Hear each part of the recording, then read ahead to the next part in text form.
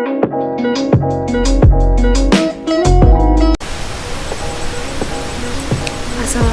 warahmatullahi wabarakatuh. Saya Yulaifa Putri. Di sini saya akan menjelaskan teori akuntansi mengenai sistem informasi akuntansi di dalam bab 3. Yang pertama, sejarah sistem pencatatan double entry. Pada tahun 1747, sistem akuntansi di Indonesia ditandai dengan ditemukannya sistem pembukuan pada perusahaan Ampion Society di Jakarta. Perusahaan tersebut menggunakan sistem pembukuan double entry yang diterapkan pada masa penjajahan Belanda. Akuntansi baru berkembang secara pesat di Indonesia saat dihapuskannya Undang-Undang Tahanan Paksa pada tahun 1870. Hal ini memicu semakin banyaknya para investor Belanda yang menanamkan modalnya dan mengembangkan bisnis di Indonesia. Nah, sistem tata buku yang lengkap pada zaman penjajahan hanya diterapkan oleh perusahaan Belanda. Perusahaan Indonesia belum mengenal sistem tata buku yang sistematis, meskipun pada saat itu mulai ada pembukuan berpasangan. Double entry atau pembukuan berpasangan merupakan sistem akuntansi yang diperkenalkan oleh Luca Pacioli melalui bukunya. Sistem pencatatan ini menggunakan sisi debit kredit karena perusahaan saat itu membutuhkannya untuk menyusun neraca dan laporan laba rugi. Pencatatan dengan sistem double entry digunakan oleh perusahaan yang mempertimbangkan urusan hutang piutang. Setiap transaksi di dalam perusahaan dicatat ke dalam sisi debit dan kredit, sehingga bisa menimbulkan keseimbangan dalam keduanya. Karena banyak keuntungan yang diperoleh untuk pembukuan perusahaan, double entry dipilih untuk dijadikan sistem pencatatan saat itu. Sistem double entry akan membantu perusahaan untuk mencatat transaksi keuangan perusahaan secara lengkap.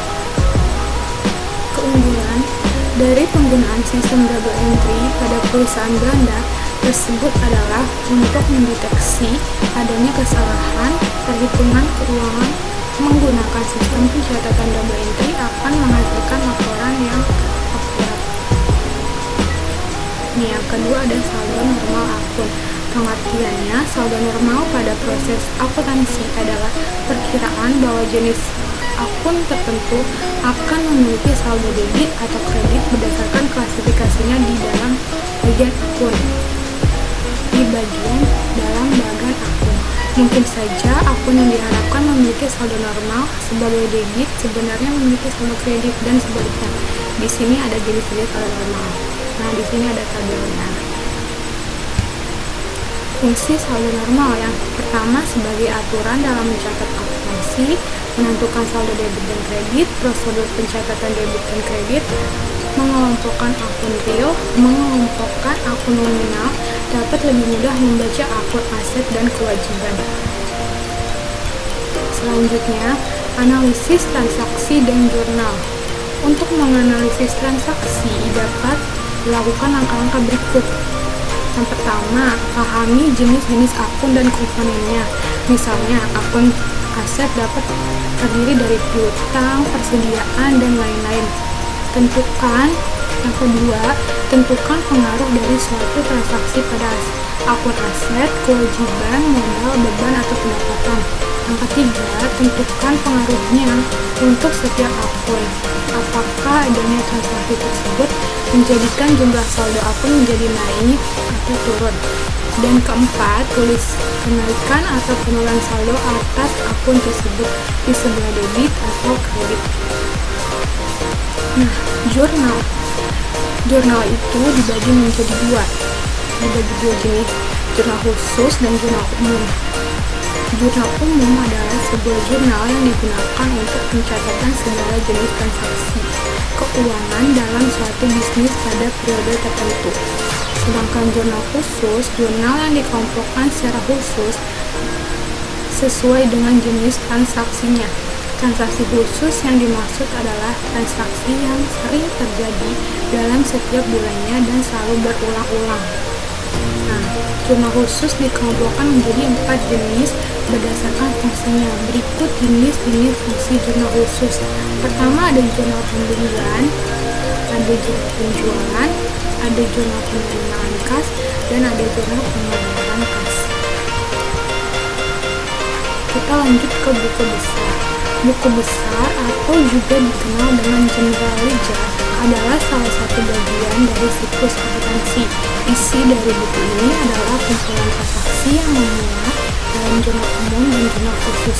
Secara sederhana, buku ini menggolongkan dan mengelompokkan akun perkiraan yang sama agar memudahkan akuntan dalam melakukan identifikasi akun-akun. Macam-macam buku besar dibedakan berdasarkan fungsinya, yaitu buku besar umum dan buku besar pembantu. Fungsi buku besar: yang pertama, alat untuk meringkas data transaksi yang dicatat dalam buku jurnal umum.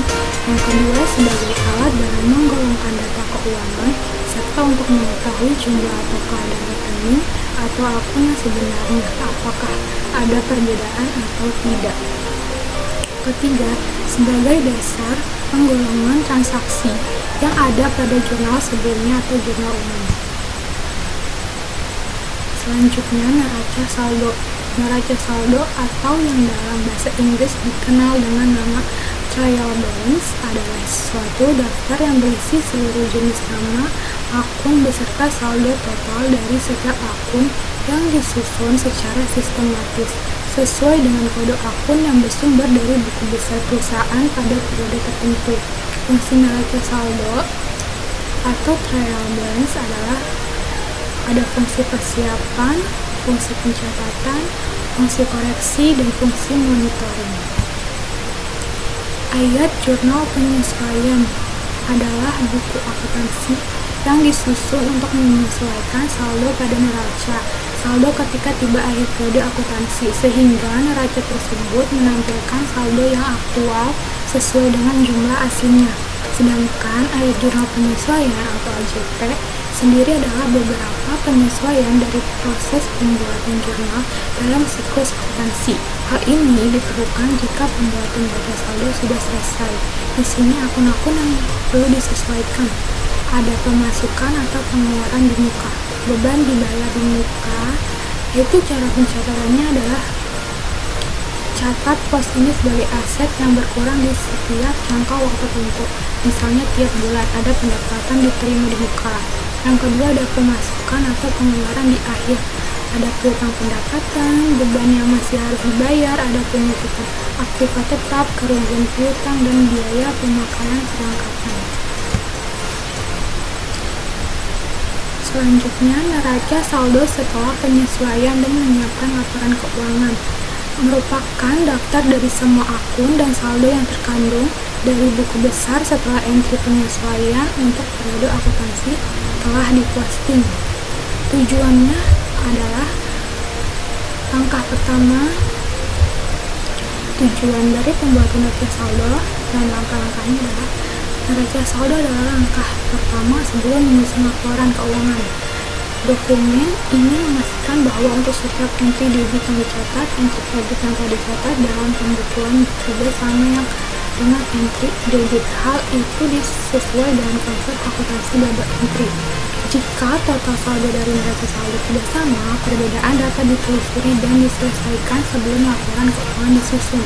Laporan neraca saldo memastikan bahwa saldo akan diekstraksi secara akurat dari buku besar. Dokumen ini juga membantu akuntan dalam mengidentifikasi dan memperbaiki kesalahan akuntansi yang terjadi. Ada penggunaan neraca lajur. Neraca lajur merupakan sebuah kertas kerja maupun worksheet yang berisi semua data tentang akuntansi yang biasa digunakan untuk memudahkan ketika hendak membuat laporan keuangan. Cara membuatnya yaitu yang pertama membuat format neraca, yang kedua mengisi nomor akun dan nama akun, yang ketiga mengisi kolom jurnal penyesuaian, yang keempat menambahkan nominal pada neraca saldo setelah penyesuaian, yang kelima mengisi kolom neraca dan laba rugi. Fungsi neraca lajur yang pertama memudahkan penyusunan laporan keuangan sebagai sarana penggolongan dan meringkas informasi neraca saldo, meminimalisir kesalahan, dan memperkirakan hal yang akan terjadi. Ayat jurnal penutup adalah jurnal yang dibuat pada akhir periode akuntansi. Selanjutnya adalah ayat jurnal penutup. Jurnal penutup adalah jurnal yang dibuat pada akhir periode akuntansi untuk menutup akun-akun nominal sementara. Akibat penutupan ini, saldo akun-akun tersebut akan menjadi nol pada awal periode akuntansi. Akun yang ditutup adalah akun nominal dan akun pengganti modal. Berikut adalah masing-masing komponen dalam jurnal penutup. Yang pertama, akun pendapatan. Definisi dari pendapatan adalah hasil atau penghasilan yang diperoleh perusahaan. Yang kedua ada akun beban. Yang ketiga adalah ikhtisar laba rugi, yaitu menutup seluruh akun ikhtisar laba rugi dengan cara memindahkan saldo ikhtisar laba rugi ke akun modal. Yang keempat adalah akun private. Menutup akun private atau penarikan modal oleh pemilik biasanya hanya terjadi pada perusahaan berskala kecil. Caranya dengan memindahkan akun private ke akun modal. Selanjutnya, neraca saldo setelah penutupan. Neraca saldo setelah penutupan atau post closing trial balance adalah sebuah daftar yang berisi seluruh saldo real account dan dibuat pada periode pelaporan pada suatu perusahaan. Tujuannya adalah untuk memastikan apakah antara pengeluaran dan pendapatan perusahaan itu seimbang atau tidak setelah penutupan buku dilakukan. Cara membuatnya adalah yang pertama, siapkan akun nominal seperti pendapatan baik dari dalam maupun luar perusahaan. Selain itu, siapkan juga akun pengeluaran baik yaitu operasional maupun non-operasional. Yang kedua, buat closing journal yang mana pengeluaran yang mulanya debit menjadi kreditkan dan pemasukan yang mulanya kredit menjadi didebitkan. Yang ketiga, kemudian jumlahkan, maka akun nominal akan nol dan hanya tersisa akun real saja seperti hutang, modal, dan kekayaan. Yang keempat, buat format table. Yang kelima, lakukan masukkan data sesuai catatan di buku besar. Yang keenam, lakukan perhitungan dengan teliti sehingga saldo debit dan kredit totalnya sama. Selanjutnya, ayat jurnal pembalik. Jurnal pembalik adalah jurnal yang berfungsi untuk membalikkan jurnal penyesuaian demi tujuan untuk membentuk akun neraca. Akun yang boleh menerapkan jurnal pembalik. Yang pertama, akun beban yang masih harus dibayarkan. Beban yang dimaksud adalah beban yang masih akan dikeluarkan oleh perusahaan atau badan usaha pada periode tertentu yang nantinya masih memungkinkan catatan beban tersebut akan muncul di periode selanjutnya. Yang kedua, beban yang khusus dibayar di muka.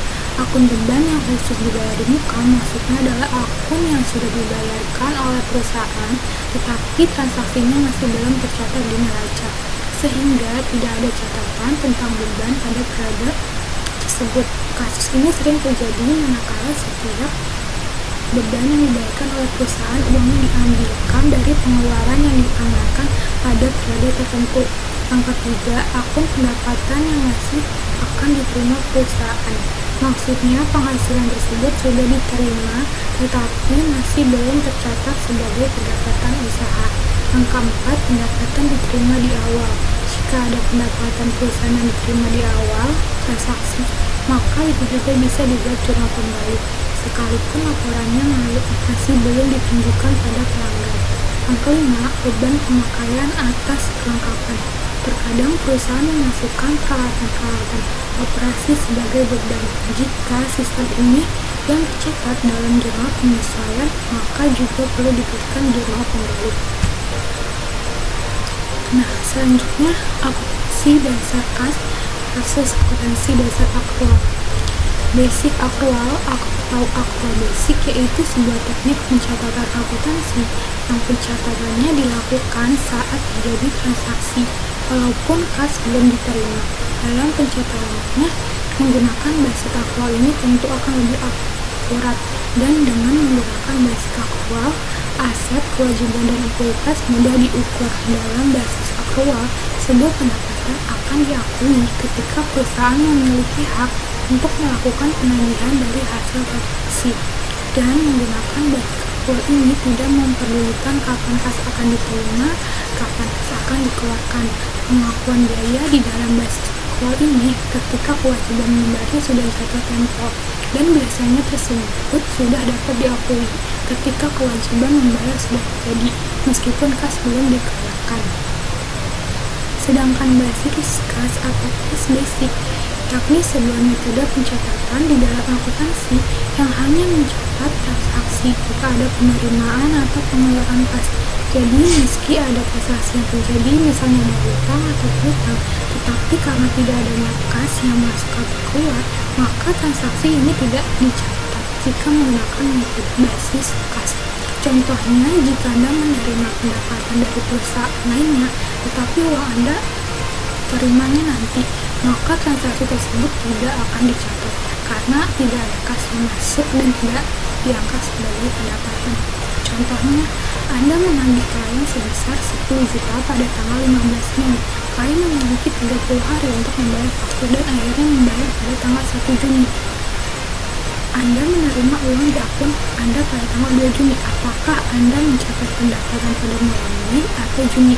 Jawabannya, dengan metode uang tunai, Anda akan mencatat 10 juta dalam buku-buku bulan Juni karena ini adalah saat klien membayar. Berdasarkan metode akrual, Anda akan mencatat 10 juta dalam buku-buku Mei karena ini adalah saat transaksi terjadi. Oke, itu aja yang saya dapat sampaikan, kurang lebihnya mohon maaf. Assalamualaikum warahmatullahi wabarakatuh.